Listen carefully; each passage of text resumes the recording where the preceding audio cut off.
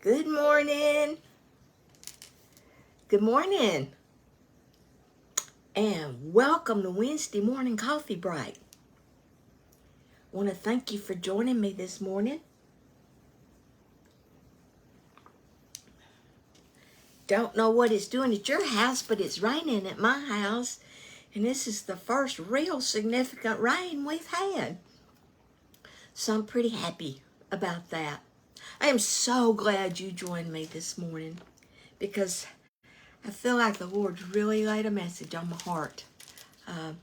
So thank you for joining me this morning. If I could title this devotion something, it would be When There's Nothing Left of Me.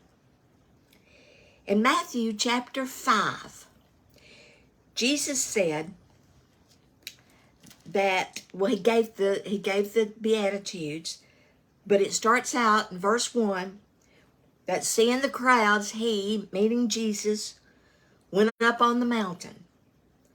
And when he sat down, his disciples came to him, and he opened his mouth, and he taught them. And this is what we call the Sermon on the Mount. And this is where Jesus shared the Beatitudes.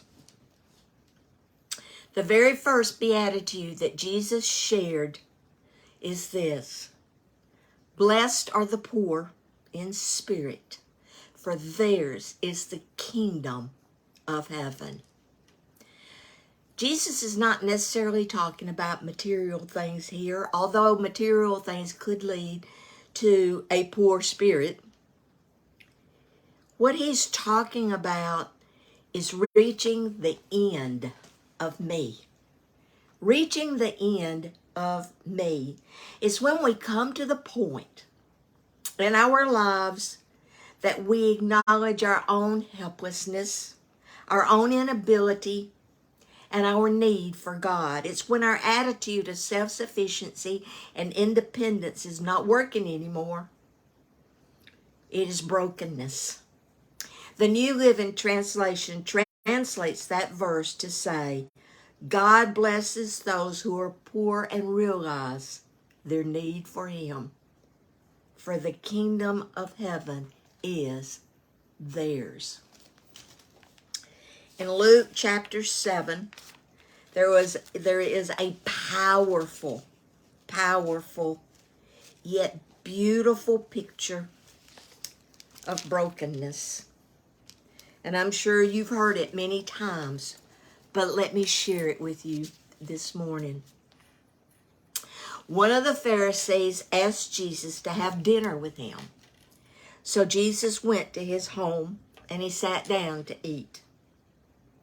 When a certain immoral woman from the city heard he was eating there, she brought a beautiful alabaster jar filled with expensive perfume. Then she knelt behind him at his feet, weeping. Her tears fell on his feet, and she wiped them off with her hair. Then she kept kissing his feet and putting perfume on them. When the Pharisee who had invited him saw this, he said to himself, notice he said to himself, if this man were a prophet, he would know what kind of woman is touching him. She's a sinner.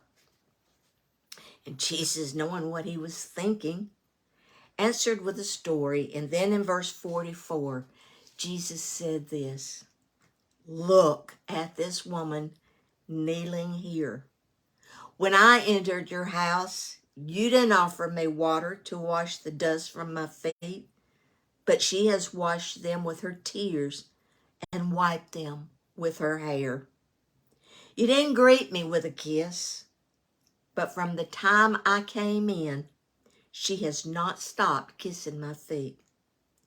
You neglected the courtesy of olive oil to anoint my head, but she has anointed my feet with rare perfume. I tell you, her sins, and they are many, have been forgiven. So she has shown me much love. She had reached the end of herself. She realized that she couldn't do it on her own. And opened her heart to the one who could change her life. John the Baptist said in John chapter 3, verse 30, he must increase, but I must decrease. Obedience to Christ, putting all of our faith and our trust in him, putting him in control of what we cannot control, being known by him as a child. All of those are the blessings that he gives us. I'm reminded of what Paul said in 2 Corinthians chapter 12. Paul had prayed 3 times that the Lord would remove the thorn in his flesh. And the Lord said to him, basically, no. But he also said to him, my grace is sufficient for you, for my power is made perfect in weakness. And Paul said in the latter part of verse 10, for when I am weak, I am strong. It's when we are at our end that the Lord is at the beginning of blessing us with his presence, his love, his strength, and his power. God bless you. I hope this devotion has blessed you this morning as it has blessed me. Sometimes we come to the end of ourselves. And just remember, when it's no longer about me, it is about him. And he is the one who can save us, who can rescue us, who can make us whole, even when we're broken. God bless you. Thank you for joining me for Wednesday morning coffee break. Thank you for sharing coffee break with others. I appreciate you this morning. I love you.